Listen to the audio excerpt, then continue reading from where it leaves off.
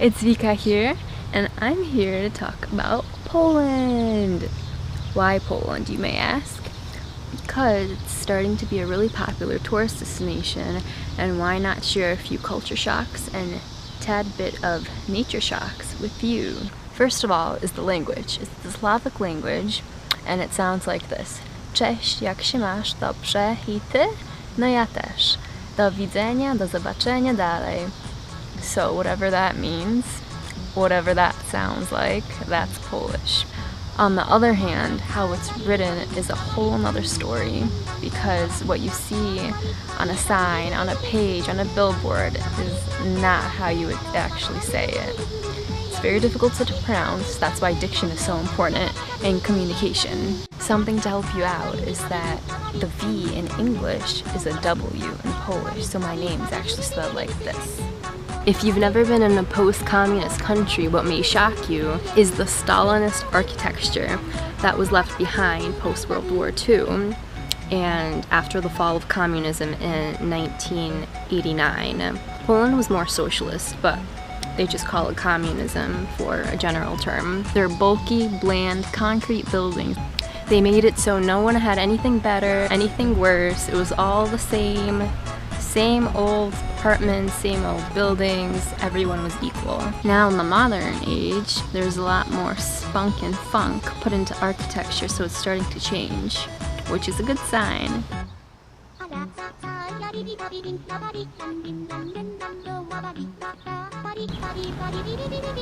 What is this, you may ask?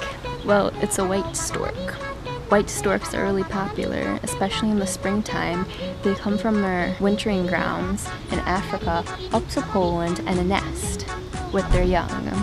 It's a really special because they're loyal birds and they come back to their nest each spring. In the spring and summer, it's storks galore in Poland. You'll find them on rooftops, chimneys, light poles, everywhere, and it's really special to see one because they say they bring a lot of luck, especially if they're flying over you. 300,000 storks migrate up to Europe, and 25% come to Poland, so you could say that every fourth is Polish. I would say Poland is one big fashion show. From the youngest to the eldest, everyone is tip-top on trend.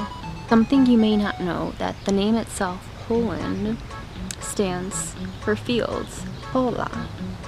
And it's true that you'll see tons of fields in Poland, but not only fields, we have the sea in the north, mountains in the south, lakes, forests, and all that good stuff. Usually when you meet, guys and girls kiss each other on the cheek 3 times. Sometimes the older generation also will kiss your hand to show respect. In World War I, World War II, the English were jealous of the Polish because they were really chivalrous and all the girls would want to date a Polish guy, so they were jealous and didn't like the Poles because they were so respectful and charming. What will probably surprise you are the charming and cute town squares you'll find in almost every city. The thing is that most of them were rebuilt after World War II because most of them were destroyed. Food is always a special experience.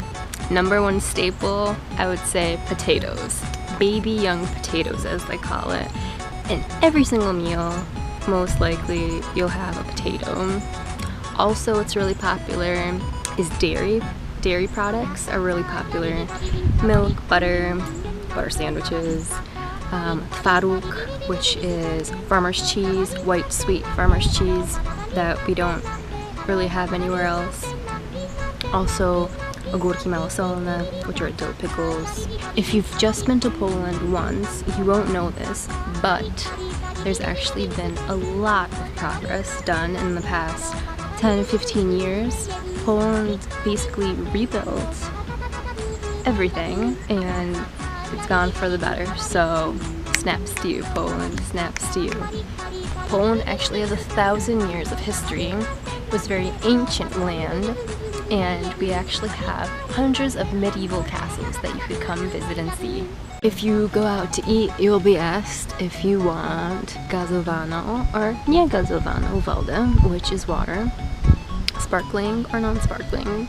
Sparkling is carbonated and it's usually mineral spring water, which is really good, and it's from the mountainside or springs, so it's worth a try. It's really healthy, lots of minerals. I would say that the Polish people are a friendly bunch, but you might not get that at first glance.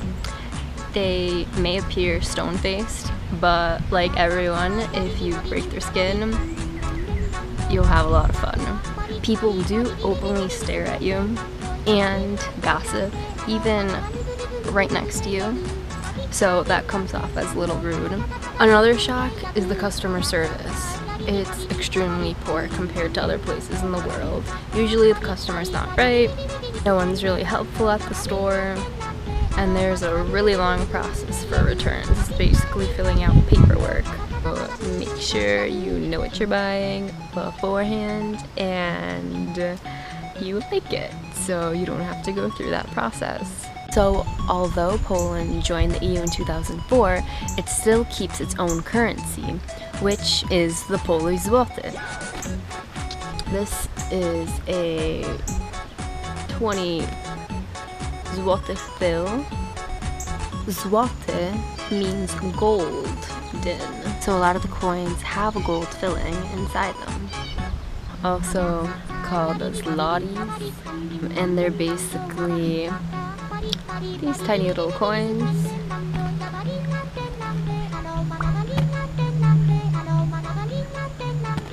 And colorful bills with kings from different decades on them.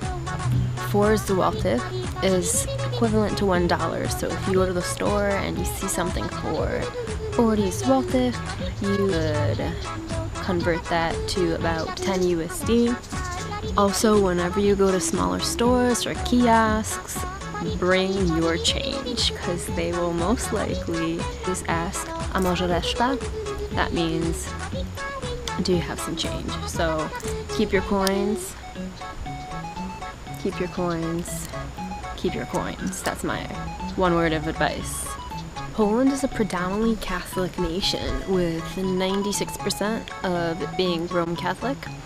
Then the rest is either Russian Orthodox or Jewish or Muslim. A lot of people don't realize that we have Tatars, which are Turks that settled in Poland. It being Catholic, it's pretty conservative, and you could probably spot 10 churches in less than a mile radius. If you go to the beach, you will see it fortified.